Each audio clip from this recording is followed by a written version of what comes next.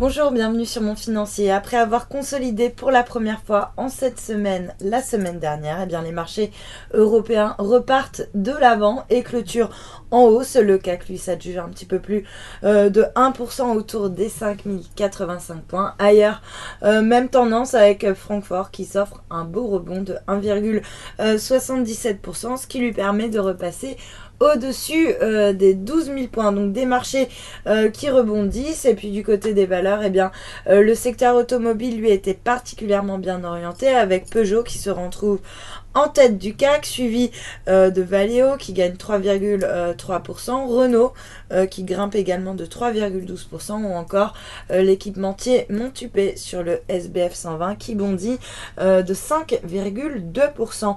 À noter également que le secteur bancaire était particulièrement bien entouré aujourd'hui avec SocGen et Crédit Agricole qui gagnent respectivement de 41 et de 17%, suivi de BNP qui s'adjuge 2% à 57,37 €. Et puis lanterne rouge en revanche sur le CAC, eh bien c'est Lafarge qui perd pratiquement 2%, alors que le deuxième actionnaire d'Holcim s'oppose au projet de fusion avec le cimentier français. Donc une nouvelle incertitude autour du projet de fusion, ce qui pèse forcément sur le titre Lafarge à Paris. Et puis lanterne rouge du SBF 120, eh bien c'est Corian Medica qui dégringole de 3,9% malgré la publication de résultats 2014 en forte hausse, mais les perspectives sont jugées un peu floues, notamment par Odo. Du coup, le dossier est pénalisé sur le SBF 120. Et puis à l'inverse,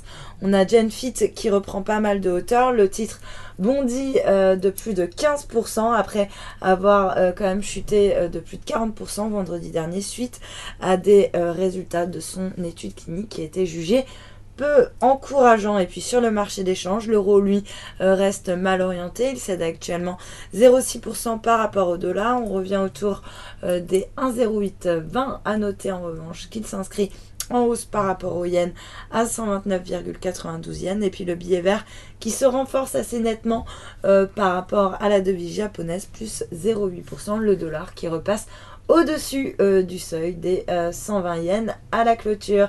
Voilà pour le point marché. Restez avec nous. Très bonne journée.